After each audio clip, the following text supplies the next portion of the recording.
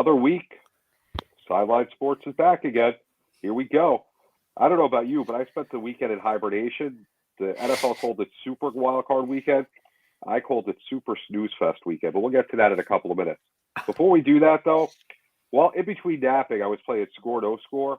That's the only thing that made this weekend worth watching, by the way.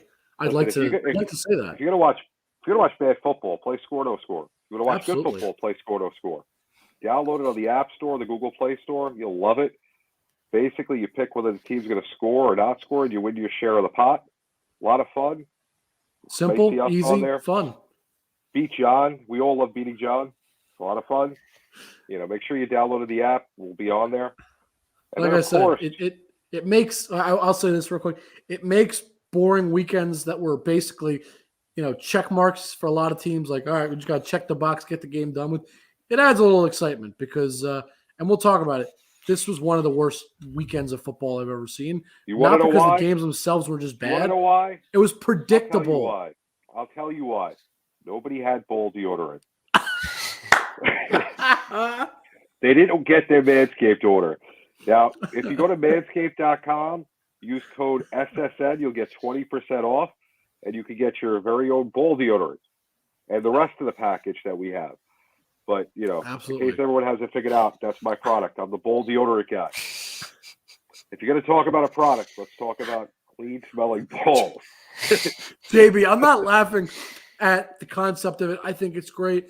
All good stuff. It's the way that you brought it up and that you said it was so unexpected and seemingly irrelevant, but I love it. Why did everybody play bad this weekend? Because they didn't have ball deodorant. That's it. Not because the games were predictable. Not because the NFL shouldn't expand to 7 teams, which is what I think. No.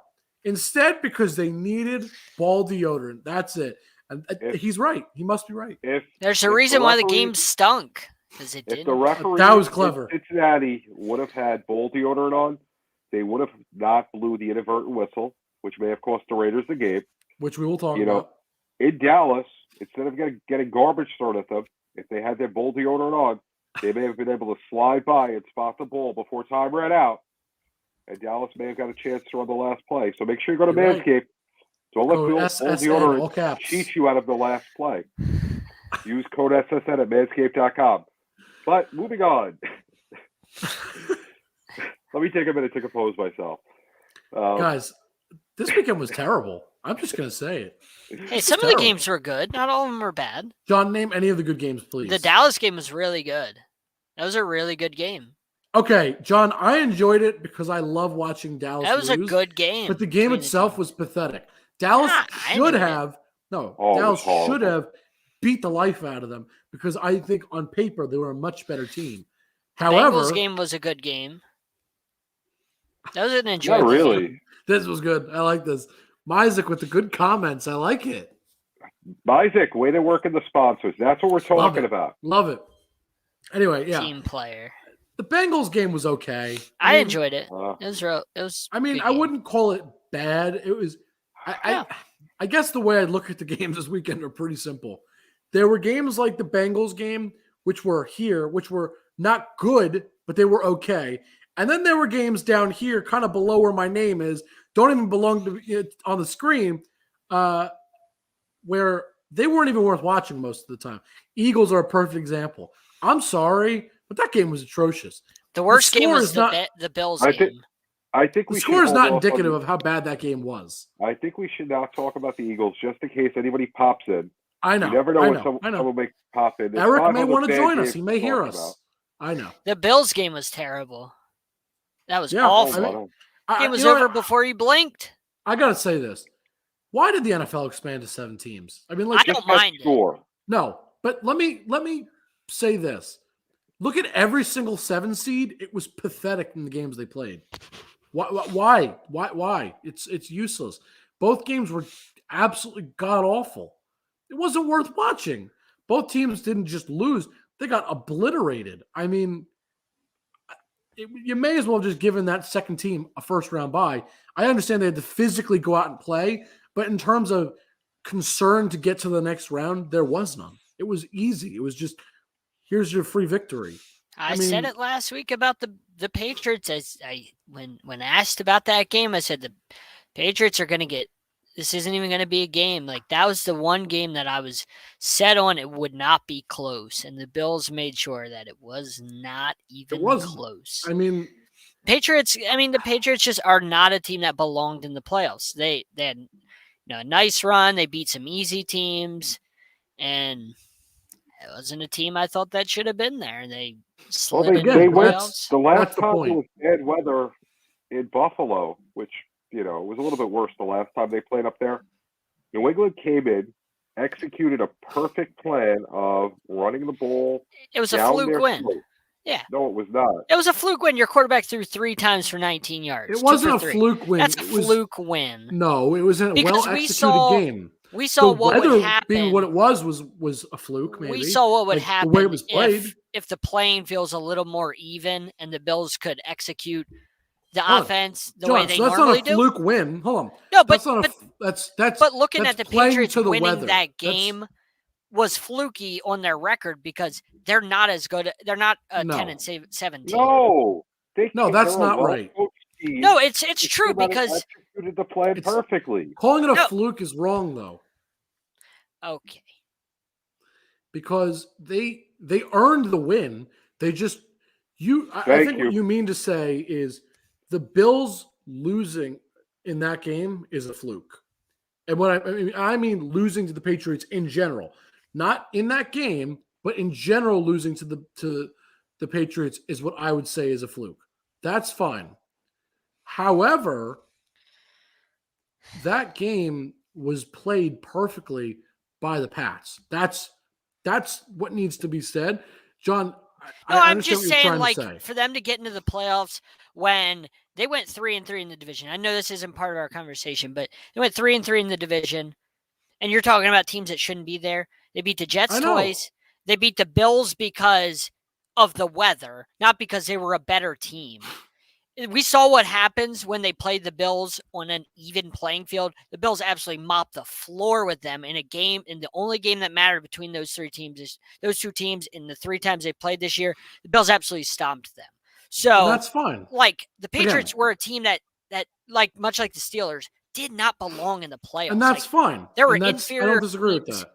Above them that, much like the Bucs with the Eagles. No offense to the Eagles, I like how they overcame. None of us thought they were getting there, and they had a really good season. Fine. But clearly they did not belong amongst the top-tier teams. You know, and look at the Raiders. That's like fine. The Raiders ran toe-to-toe with the Bengals, who were a 4th seed. Like, the Raiders impressed with the Niners. The Niners were a 6th seed. I don't think they went toe-to-toe with the Bengals. Like, that was a one-score game. They were on the 9-yard line with 4 plays to tie the game. You want to talk about? Hold on. You want to talk about that game? Look, the Bengals deserve to win that game no matter what. But that was not a touchdown. I don't care what you tell me.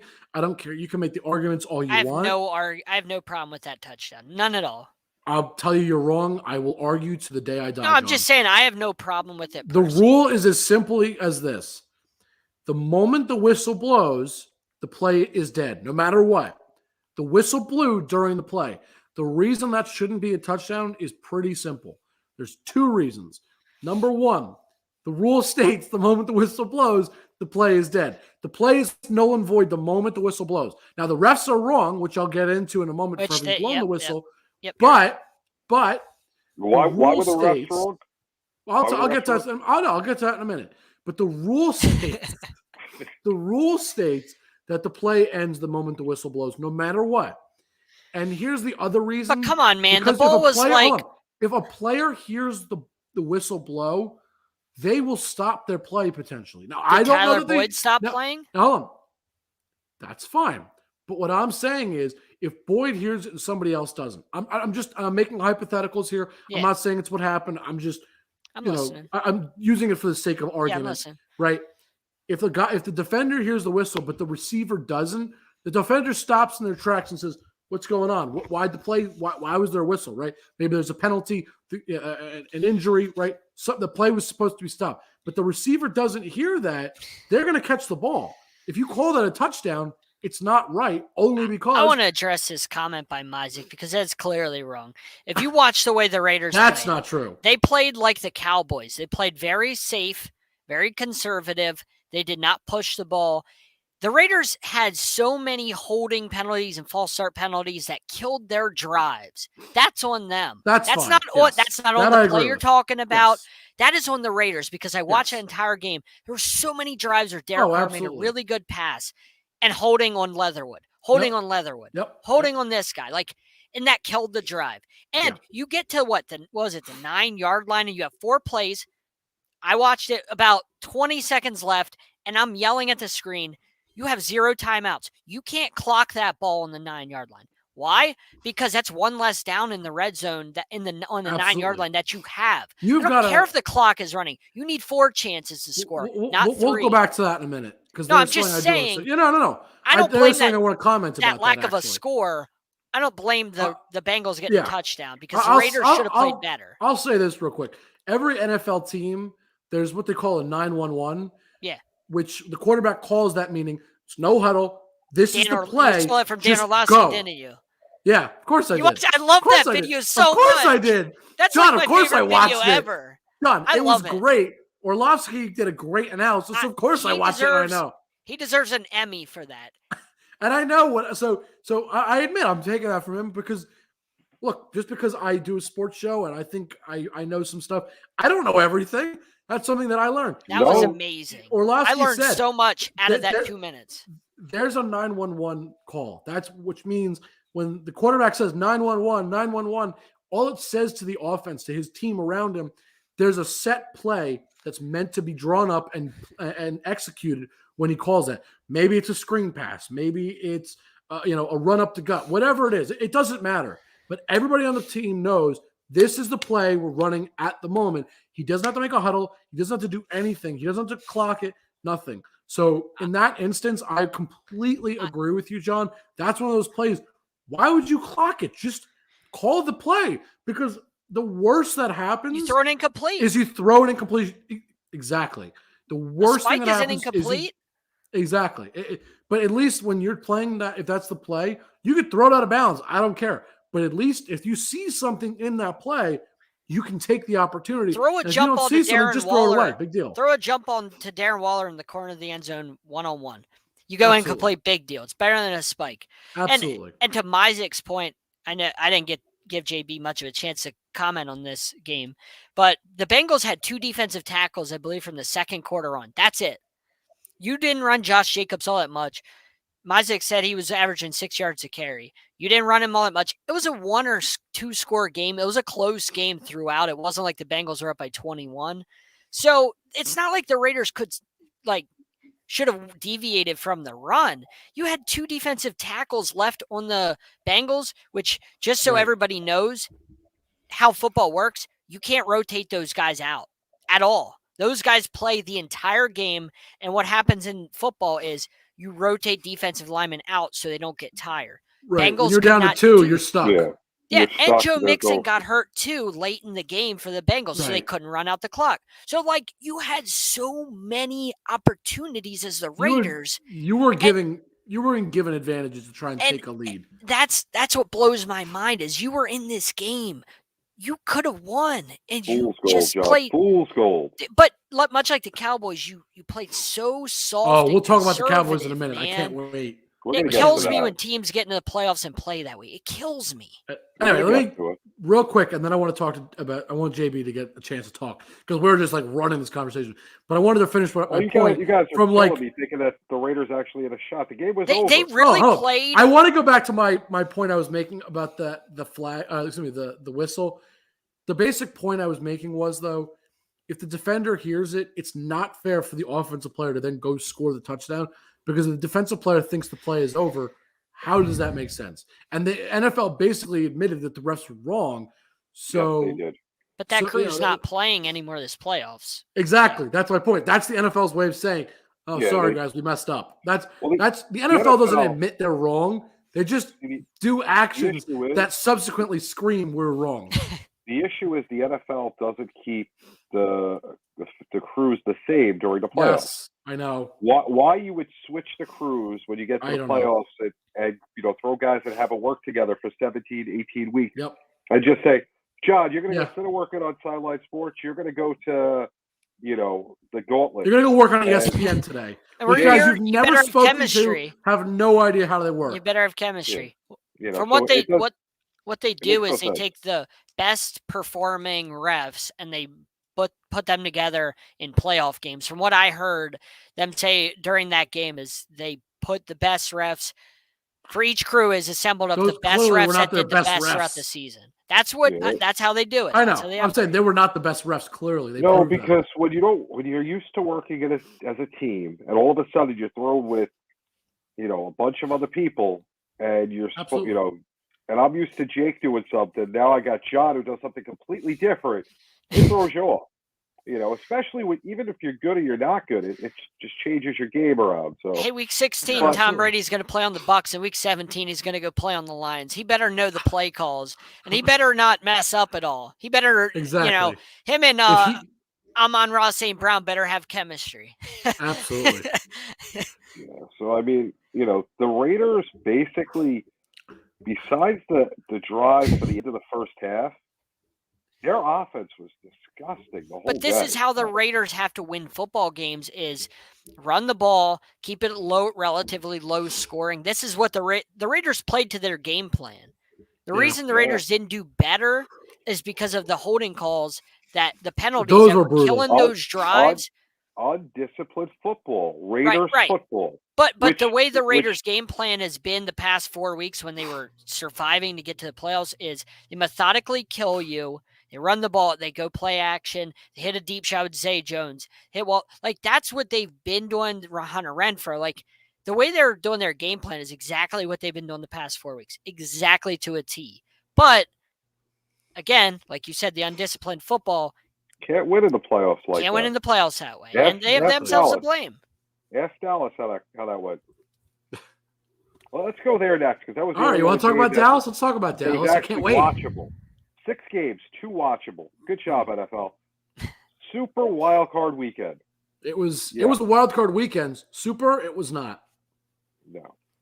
So, I mean, how many holding calls can one offensive lineman get? A lot. Jeez. Right. A lot, apparently. I mean, it was disgusting. Yeah, I don't know what Dallas's game plan was. Dak didn't look right. I've been saying that for a while, and the 50 burgers are really covered up a lot that they put on Philly the last week when they weren't playing their starters, and when they did it to Washington the week before. That covered up a lot. I don't know if I've ever said this on the show. I'm sure I have.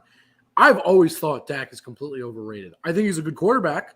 I'm not taking that away from him, but I think he's overrated. He's a good quarterback. People speak all the time. Yeah, Dak's top 10 quarterback. I guarantee you, I will go through the NFL list of quarterbacks. He is not top 10, and that is not a question in my mind. But everybody's like, yeah, Dak's. Well, not everybody. A lot of people believe Dak is a top 10 quarterback, and this is what happened this weekend. We saw it, and you know what?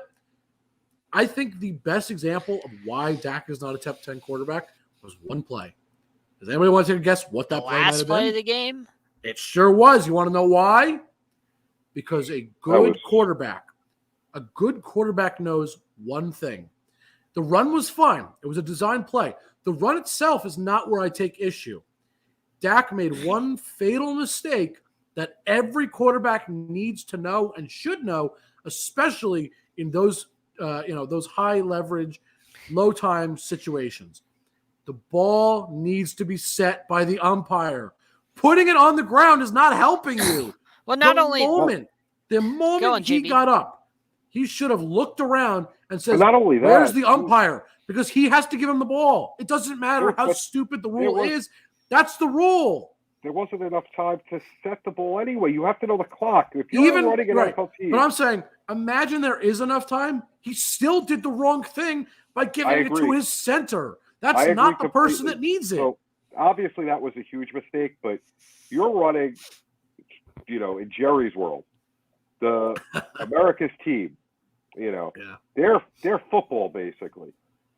Everybody does it bigger in Texas. It's just the way it is. Football is everything. You don't know the rule that you're going to run the ball up the middle, which was smart. But go down. Give yourself a chance to win. The middle was wide open. Yep. I saw it. I said, that's a great play.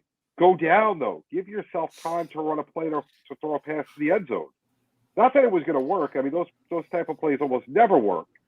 But you didn't even get a shot at it. What was the point of it? It was funny because the same video that Jake was referencing from Dan Orlovsky, he showed that Dak was at the 30-yard line, ran 6 more yards, and burned off 2 seconds. Thank you for taking what I was going to say. Because I was going to pull up the video, but it doesn't.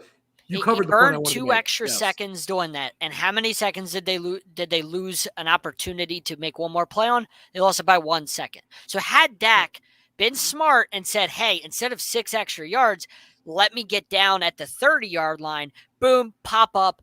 And I love his video by Dan Orlovsky so much because he did a great job.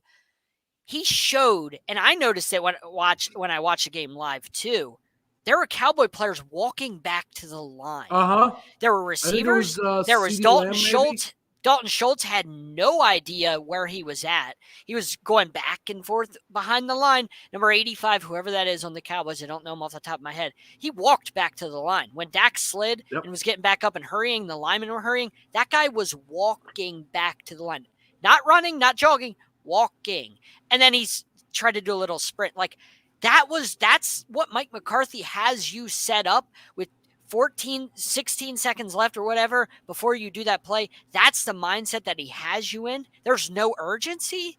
How in the world is it a playoff game?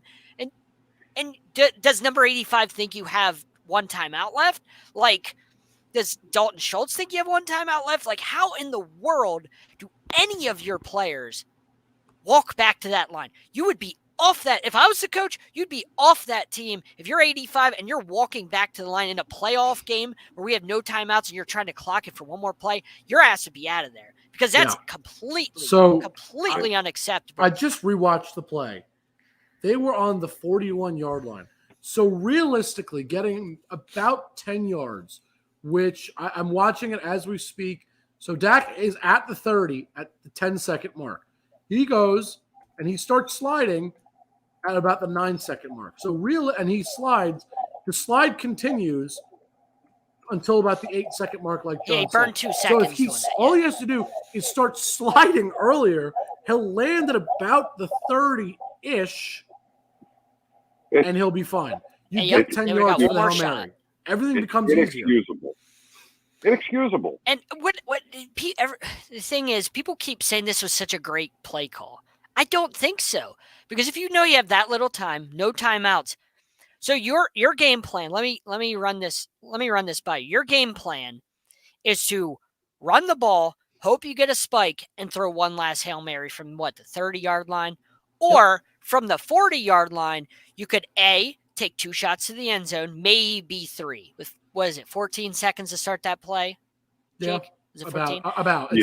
Maybe 3 opportunities, 2 at minimum, okay, to throw the ball. So instead, you're going to give yourself 10 yards and 1 shot, or 2 shots from the 40, which really isn't that much of a difference. Whoever you put in the end zone, Dak can throw. You know what they also could have done to be even easier? Throw it up the middle for 20 yards, which was wide open. Which Not even that. Forget that. They want to get 10 yards. Throw an out. Somebody on. Put 2 receivers on opposite ends of the sidelines. Go for it. If something becomes open in the middle, go there and then have them run out of bounds. But you could assess the play. You could throw a 10-yard out. Look at how San Fran played that entire drive. There was no out. But San Fran played that entire drive by playing about 15 yards off the ball. That entire drive. No, they switched the defense up. That entire drive, they gave the Cowboys. I'm going to watch the play again. Watch the last couple of plays because they brought it up on the telecast why they weren't playing sideline D because they got out of bounds like 2 or 3 plays in a row before that. Then all of a sudden he pointed it out. Oh, they switched up and they're playing. They're on. He's right. No, I'm watching the play as we speak. There were on each side at least 2 or 3 guys covering the sidelines. It was a great play to run up the middle, but instead of running up the middle, I don't think you should have threw Cooper or But again, JB, how can you say How can you say it's a great play if you're giving your shots at the end zone are a slide and one Hail Mary from the 30 or 2 shots from the 40-yard line, maybe 3? How's that a good idea? I'm going to watch this play. What's the difference between the 40 and the 30? Dak can throw that. You're rushing 3 passers if you're the Niners. Watching this play, Dak could have made to the sideline possibly. What they should have done was, or he could have lateraled to get to the sideline to get out. Throw it up. And Nick Bosa left in the second quarter and didn't come back. So you didn't have to worry about Nick Bosa. Didn't have to worry about that guy. Throw it to CD or Cooper up the middle. You would have gotten more yards and quicker. I don't know why would you waste time on a quarterback sneak? We're doing that, a quarterback run. It takes time to get everybody back to the line. You at least have your receiver set at the line. It was a bad play call. I'm going to say this. And by the way, Mize, it's Nick Bosa. Like I said, Joey Bosa plays for the Chargers. You should know that you're a Broncos fan. But we didn't even get to Mike McCarthy. We didn't even get to Mike McCarthy and his cute little play he tried where they did the fake punt, and then they tried to bring their offense back on the field, and then that whole thing with they tried to catch the Niners punt team on the field while they brought their offense. Like, how in the world are you in the fourth quarter losing and you're trying that cute stuff? This is exactly how it is. This comment is exactly what I was going to get at, and he's right. And this is why when the Cowboys hired Mike McCarthy, I said it is not a great hire. I said, so what's your great hire for the NFC East? I'm telling you, McCarthy. Hold on. Shut up. McCarthy for many years was carried by Aaron Rodgers. He looked like a good coach because he had a great quarterback that went out and won. But as I have now seen, and it has been proven, now I'm not trying to disrespect Matt LaFleur or Mike McCarthy. However, there's one common denominator in all of this. Both coaches have played well, but who's the common denominator? Aaron Rodgers. Okay? Yep. Again, now McCarthy gets another good quarterback and a solid team. He has an amazing offensive defense played out of their mind. I'm saying overall the team is pretty good, right? They do well again. However, when it's decision-making time, things that require Mike McCarthy to make important decisions, things that are not just putting your guys out there and saying, go do your thing, basically, which is all he really had to do in Green Bay, and really all he has to do in Dallas currently because of the way the teams are constructed, right? He doesn't need to go do a lot of work where he's got to motivate all those guys to go out there.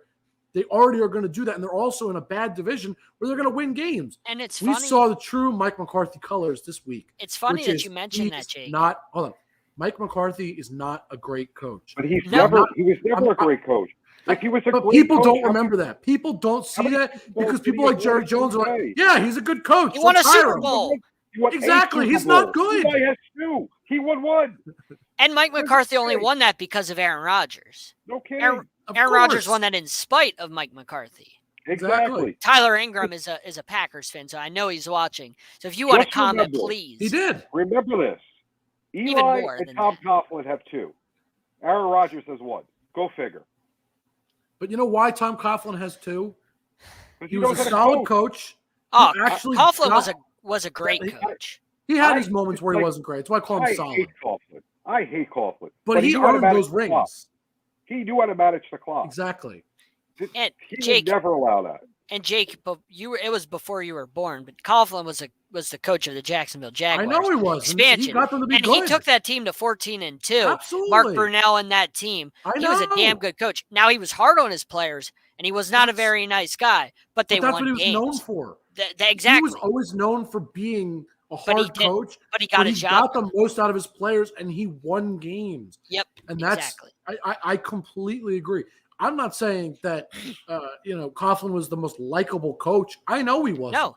I know he pissed a lot of people off, but he got the job done. There issues with him because he was very hard nosed. He was difficult to be around, but he won. Mike McCarthy people think Mike McCarthy is up to that same level. I think a lot of people think that McCarthy is a winner. He's a guy that's going to go out and win games for you and really bring elevate a team rather. He's not. No, He's just a guy. He's a puppet. He's a puppet for Jerry. Kept Jason Garrett for this. They could have kept right. Jason Garrett and had the same results. But the You're thing probably that right. You know, the You thing probably that really hold on. One last comment, and then John, I don't mean to interrupt, because JB said this is true, and it's kind of funny. You not only would you have the exact same result in terms of the way the play is and the record, you'd have the same stupid decisions being made on the field too. I guarantee you, Jason Garrett would be like, yeah, let's run up the middle, let's go. It's but not only that, thing. hang on. Exactly. Don't forget about the class. That was the last thing, John. I didn't mean to interrupt. I just had to say that because JB's right, though. I mean, it would be identical. The same silly plays being called and the same I would be, if bad I was a decisions Cowboy fan, would happen. I would be sick to my stomach because the NFC was winnable for them. They just had to execute. They had to execute. The only teams in their way were Green Bay and the Bucs. Green Bay's beatable. Yep. That was it. And Tampa Bay is beatable this year. Tampa Bay's got injury issues. They're both beatable. And Green Bay. Rams are still there. Whoa, don't knock the Rams. You got Stafford. Don't knock the Rams. But I'm saying, I guess what I'm trying to say, Dallas and the Rams were kind of on this level together. And I'm saying the teams they had to beat, quote unquote, above them were those two teams. I want to jump to the Rams game. All right, hold on. I didn't get to finish my comment about yes. Mike McCarthy. Yes, please. The epitome of how bad Mike McCarthy is as a coach. They had more talent this year in Dallas than Green Bay ever had collectively. Without a doubt. The defense, Green Bay never had a defense like that. The offense, they have Mari Cooper, CeeDee Lamb, Dalton Schultz. Like, they have Zeke Elliott, a Hall of Fame offensive line. Dak is pretty good. Like, that core of talent collectively, Green Bay's never had that in the Mike McCarthy era as a whole on the team. And he won a Super Bowl with Green Bay because of Aaron Rodgers.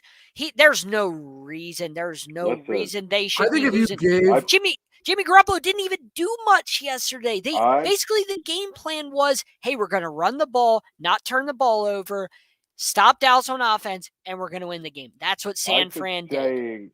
For the last 2 years, McCarthy does not know how to use Zeke.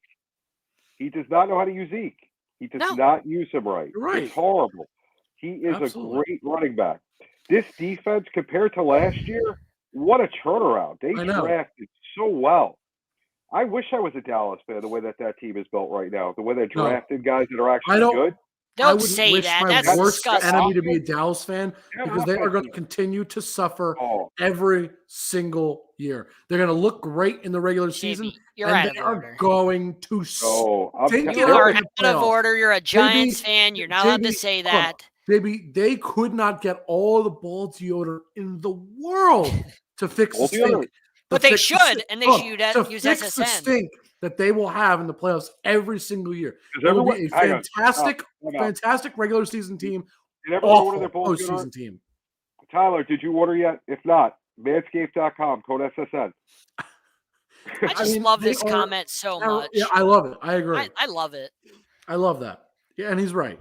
It just all right. So first, I'm done with Dallas. They're painful. As are all the fair weather fans that are now looking throwing trash on the field. Yeah. And apparently, and I'd like to say this real quick. Their quarterback encourages that, even though he apologized today. He encourages that. He's a classless, sore loser. Think about the kind of team that's going on in Dallas. Okay. Yeah. I don't want that guy as my quarterback ever.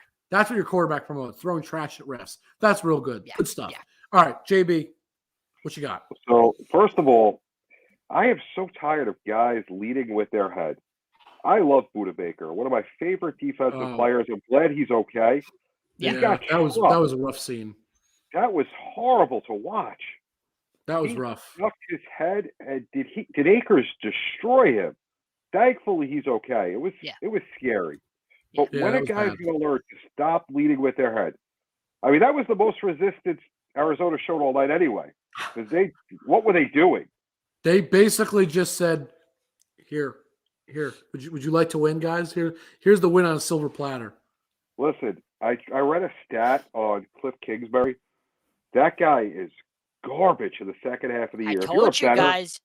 If you were a bettor, bet Arizona at the beginning of the year. Come the midway point, bet against them. I think they started off 7-0, and then including this last loss, it was 4-7. Same thing when he coached at Texas Tech. Same exact thing. Yep. He had the same problem. He was just horrible after the midway point of the year. I mean, he doesn't like to adjust. He doesn't believe in it, and everyone else adjusts to him. The mark of a good football coach is being able to adjust. That's why Bill Belichick is one of the best, because he doesn't just say, "Oh, I'm doing it my way." No, he looks for your weaknesses. He game plans around it. That's how he won that game at Buffalo that we were talking about earlier that John said, wasn't a good game. It's the greatest game ever. They came out and executed a plan and destroyed them. It's not the greatest game ever, but I know what you mean. It was a well executed game plan. Exactly. And that's what a good coach does. I agree with. And what was Kyler Murray doing from his end zone, throwing a hook shot? That may have been 3-yard line. One of the worst passes I have ever seen in my entire life. I get you don't want to take a safety. You don't want to take the sack and give up safety. I understand that 100%. But dude, you got to throw it out of bounds at least. I mean, he threw it up the field. Last time I checked, 2 is better than 7. That is also that's really all I could say on that. And that was another one of those great, exciting games for about 30 seconds. Yep.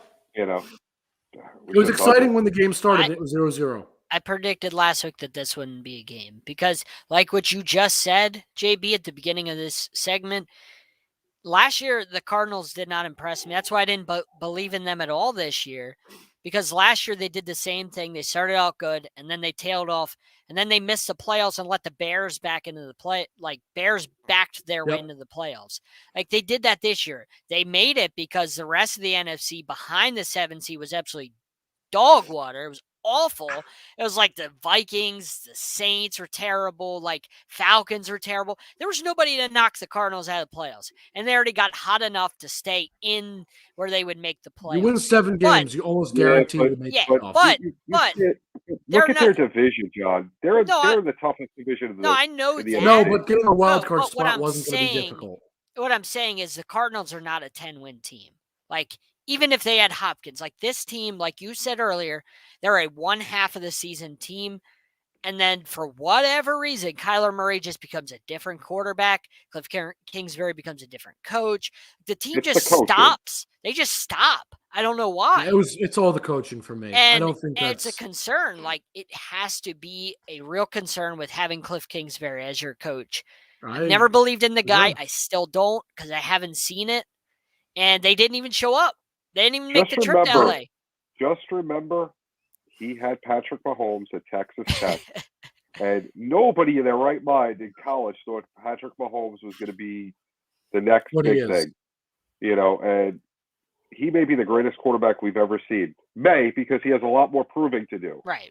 Absolutely. But right now, he's on trajectory to be. If he continues doing what he does, he can be. We'll have that conversation in a few years. I think Mahomes has the talent to be the most exciting player. I don't know. I think Tom Brady may still own that, but I know. I know what you mean. He has a shot. It's a good point. Absolutely. There's not many people that have that chance. Yep. Absolutely.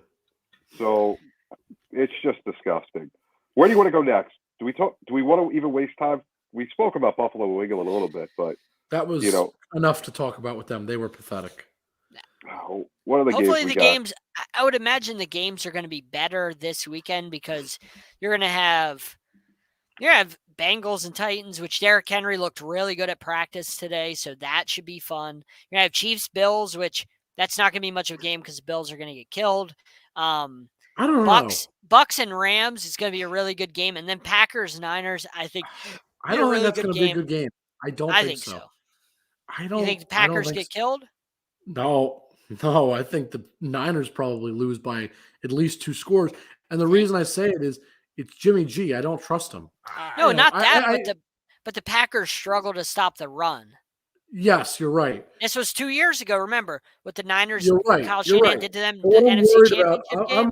I'm worried about Jimmy G. I'm worried about the Niners. I'm worried that they're not going to be able to outscore. I think if their defense can't step up and stop Aaron Rodgers from getting hot, which he's been, that's what I'm worried about. If they stop him, it's all 49ers all day. Absolutely. The only reason I can see the Packers winning this is because this is not NFC Championship Aaron Rodgers. This is NFL divisional round Aaron Rodgers, and there's a difference. Very good point too. There's a difference in quarterbacks when he gets an NFC Championship, much like Superman. Somebody pulls out a block of kryptonite and he loses his power. So he'll be fine this weekend. It's just whoever he plays next week, Rams or Bucks. I mean, that's a different story when NFC Championship Aaron Rodgers comes about. I look at all these matchups. I'm not that excited about at least two of them. How? Titans Bengals. I'm not excited about. You don't think Derrick Henry coming back is no? Exciting? I'm excited for that, but I mean the game itself. I'm not excited because Bengals. I don't think the Bengals are going to be able to stop Derrick Henry. They have what nothing. I'm saying, storyline wise, looking at it, you don't think Derrick Henry coming back versus this young, hungry Joe Burrow-led team that's trying to prove themselves, trying to get to the AFC Championship? You know why I'm not excited? Like, that's fun. That's exciting. You know why I'm not excited, though? Bills, because I think Chiefs? Derrick Henry is going to run all over them. The man don't hasn't know that, played. But that's the thing. Like, that's why they play the games, right? I know. But I'm saying I'm not excited because I don't foresee it being this super close game. I foresee it being like a 10-point game in favor of the Titans. I'm not calling it I'm not calling it like 14 or more. I'm not trying to go crazy, but as a football fan, you can't look at it and say, "Well, this game sucks." This is a divisional round, man. Like, this is cool. This is the divisional round. Sucks. Derrick Henry versus Joe Burrow. You're muted, by the way. This young guy trying to come back, trying to prove that these Bengals are for real. On the other side, Bills versus Chiefs again. This is like a good game. This is like Muhammad Ali and Mike Tyson battling it out. Who can? No. That's too far. You're both muted. Why are you both muted? Like, these teams have those type of. I'm taking over. I had enough of these two talking. The Bengals are going to win 2 touchdowns. 2 touchdowns. Tennessee is not going to win this game. They are not a true number 1 seed. They are. I don't even want to hear this anymore. I'm not saying that. This is what I'm saying. This is football, man. This is fun. This is exciting.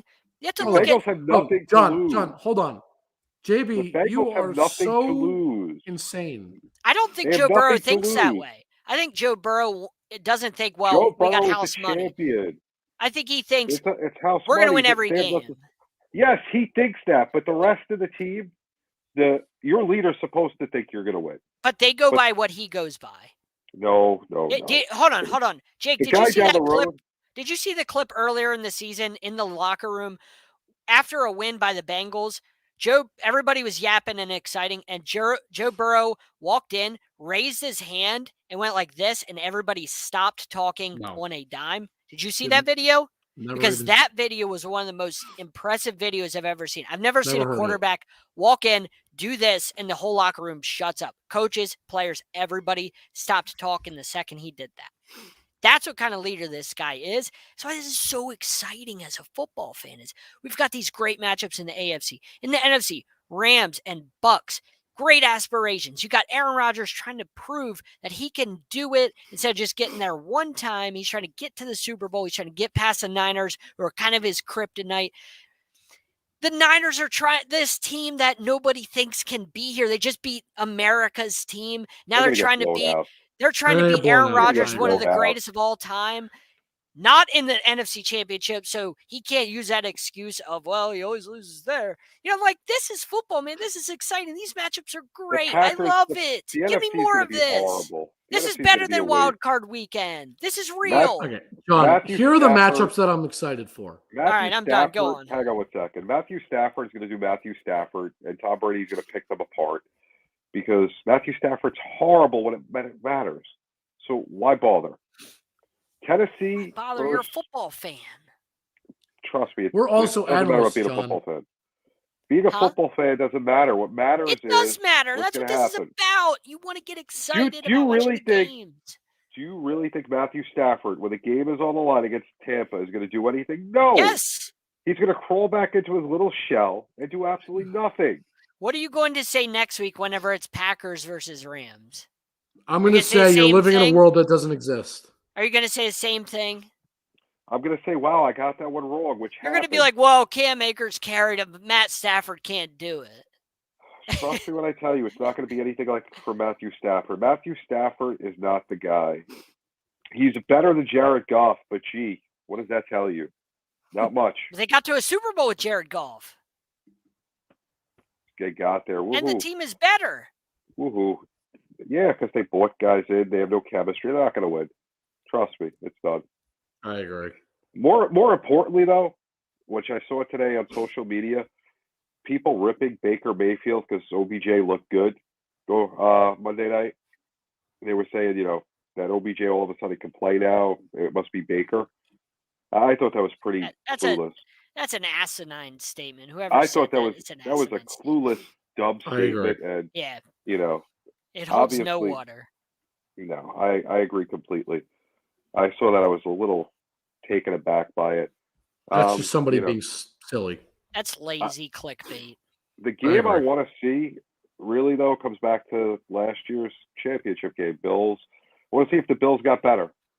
That's the game I'm most excited for. Can't wait.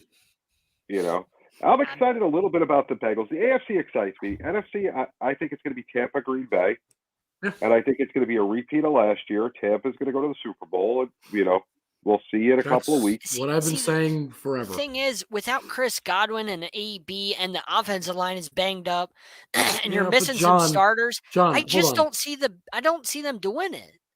John, there's only one reason I disagree.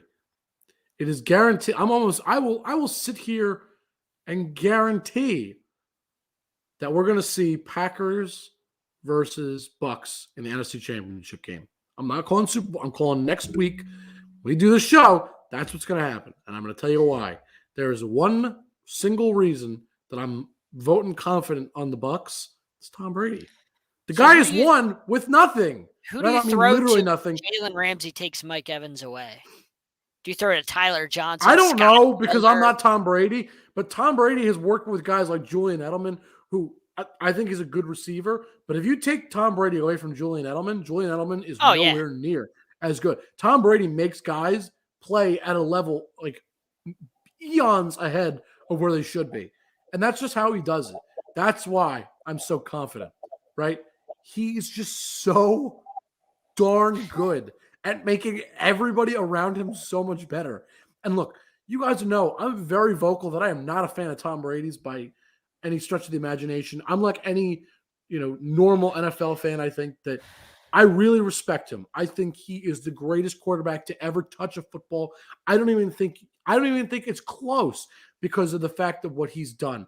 John, we can have this argument any day of the week. I'll have it. But the point is, I think he's just better than anybody. Okay, but I don't like him. But he's so good. He elevates everybody. That's why my vote of confidence goes with him. He is, 44, 45 years old now? Yeah. He just continues to be amazing. I can't bet against him. I refuse because whenever I bet against him, I'm wrong. And so I've just learned to say, well, he must be good. He'll just beat me. It's fine.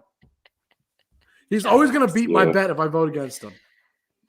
Exactly. The only one he can't beat is if the NFC East. But the one thing that is Tom Brady's weakness is pressure, and that the Rams do that really well. And with you have a banged up offensive line for the Bucks, and Aaron Donald and Von Miller are there, and they have other great defensive linemen. It's not just those two. That is Tom Brady's kryptonite. Is when he feels pressure. You guys are Giants fans. You did it to him in 2 Super Bowls. I know, You literally know what the blueprint is to beating Tom Brady. Did it twice. The Eagles did it to him. Hit him over and over, and he starts to wither. Eventually starts to fall apart. On the other side of the ball is Matt Stafford, who I think is a solid quarterback. However, he has basically no playoff experience whatsoever. Okay? No, he has 3 games. 3 games. That's why I say basically 0-3, yes. Well, 1-3. He's actually 4 games counting this year. But that's not a lot. That's what I mean by that. Like, I'm just telling you, he does have 4 games. Yeah. What I understand, I'm just saying, like, compared to Tom Brady, it's really nothing.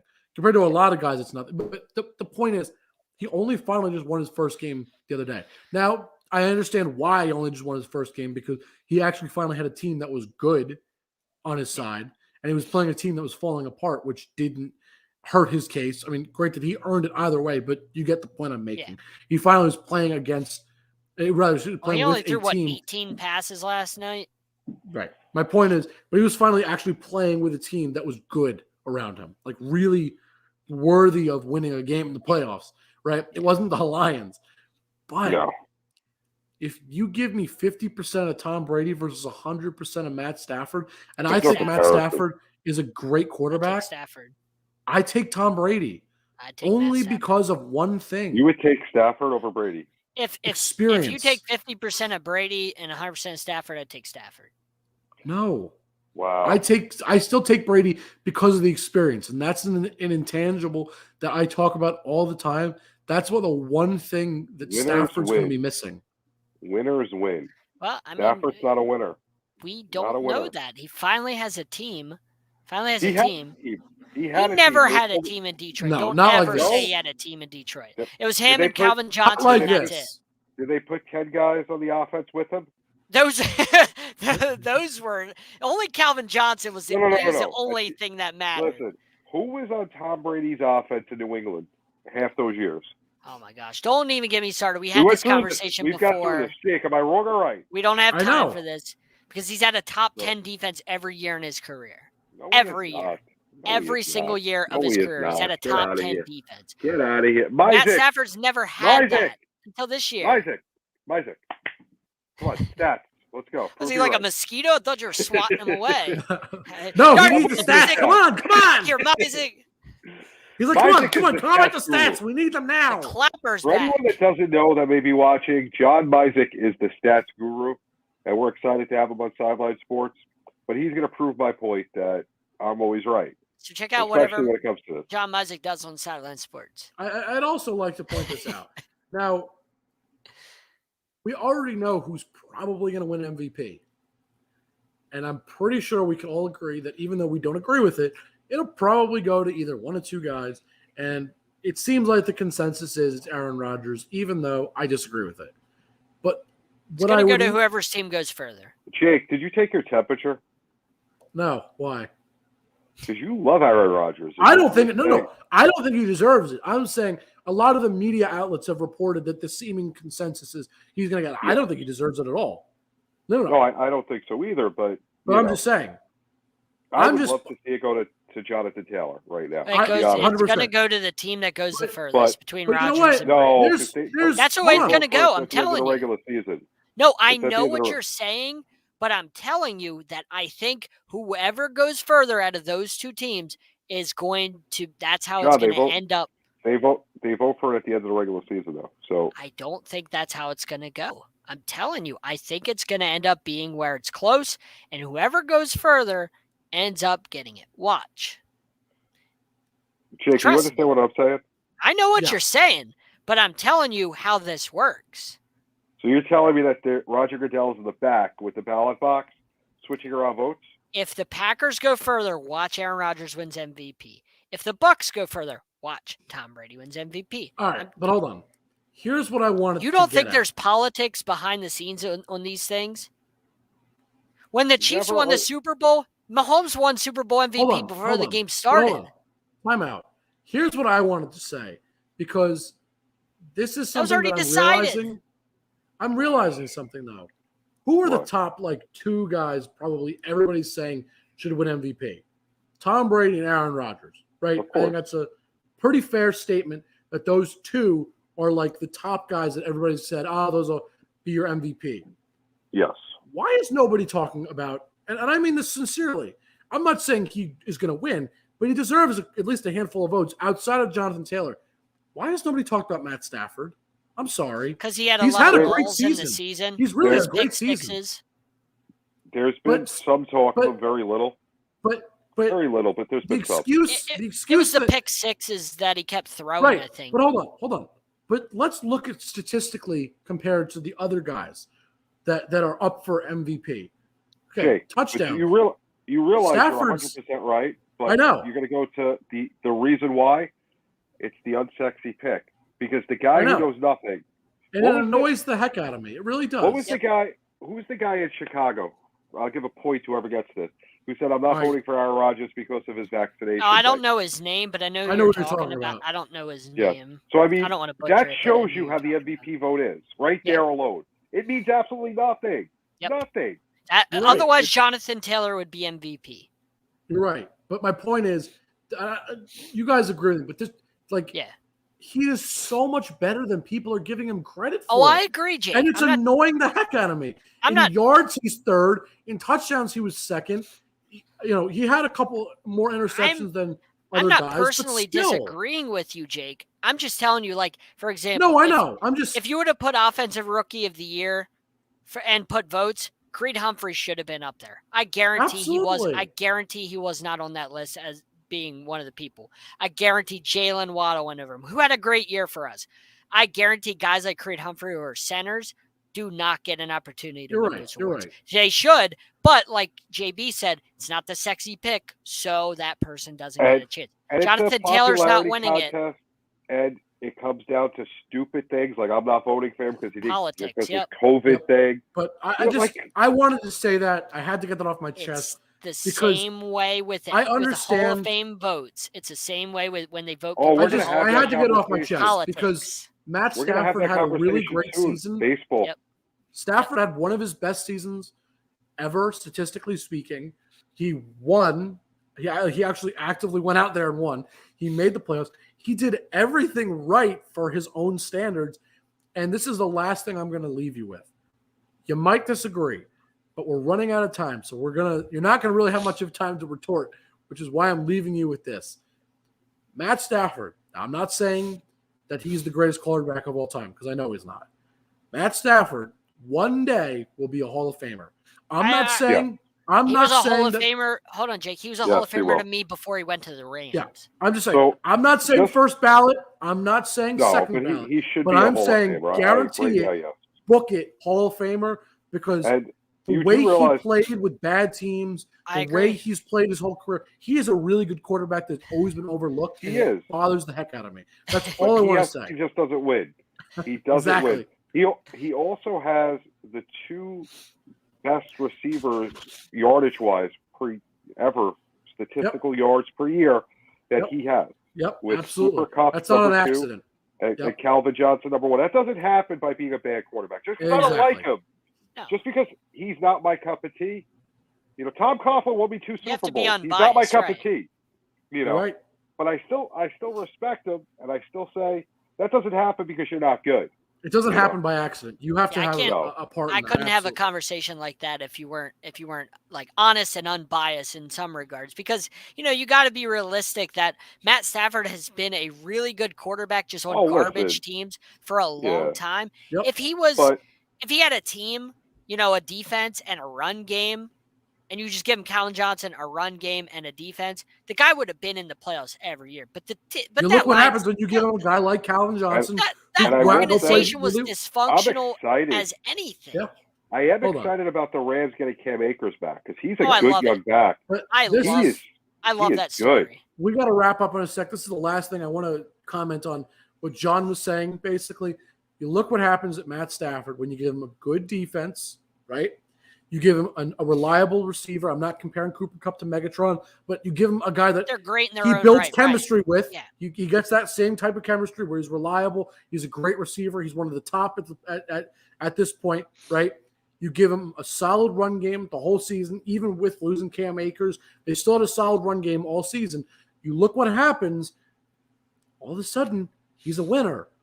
All because his defense doesn't stink and his organization is not dysfunctional. But that's it. But that's it. He's got to show me. He's got to show me what he can do. John Mizek, no, because Justin Herbert has a damn good defense. Justin Herbert has weapons across the board. Austin Eckler had 20 touchdowns this year. They're 21 also a young touchdowns. team. You can't compare. The Chargers are on their way up, LA. Yeah, and they have talent across the board. They're going to be a really good team if they could keep their young talent. I agree. All right, guys. That's it. I think anything else. I think we've spoken enough tonight because, more importantly, we're going to get ready for this week of football. I'm going to go download the Score No Score app on my other phone and on my iPad because I have it on my main phone. But when I go into the other room and I want to go get the other phone. Gotcha. Going to put it on my family's phone. Gotcha. John Mizek, it better be on your phone. Make sure everyone's got that Score No Score app.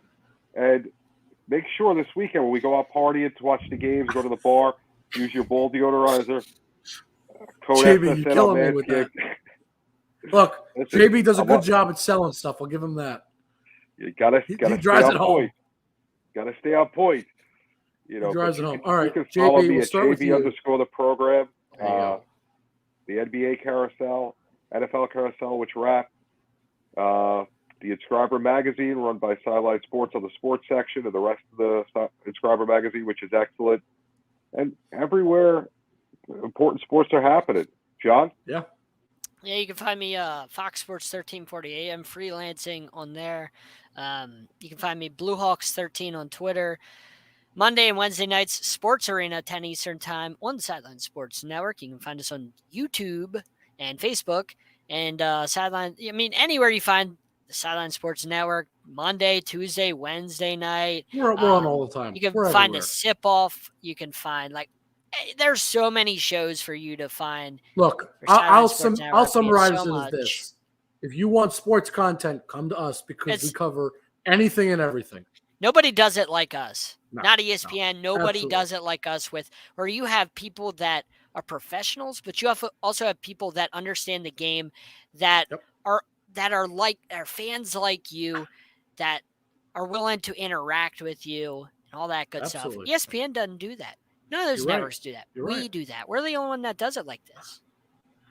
All right. Last but not least, you guys can find me on Twitter at Jake_Malik. And most importantly, like John started to say, as you see scrolling across the bottom of your screen, here's where you find Sideline Sports. Instagram and Twitter is Sideline Sport 1. YouTube and Facebook is Sideline Sports. Just look it up. We have a Facebook group and a page. We're on DBNA television. All the stuff JB said, Score, No Score, Manscaped, code SSN. We're anywhere and everywhere. You'll find us. Apple Podcasts, Google Podcasts, Spotify, DBNA everywhere. You can't name a place that we are not on, basically. It's as simple as that. And if you can, those places don't matter. He's got a good point. Guys, anything else before we wrap this up? Nope. All right, everybody. Cam Akers going to run wild this week. Watch. There you go. You heard it here first. There you go.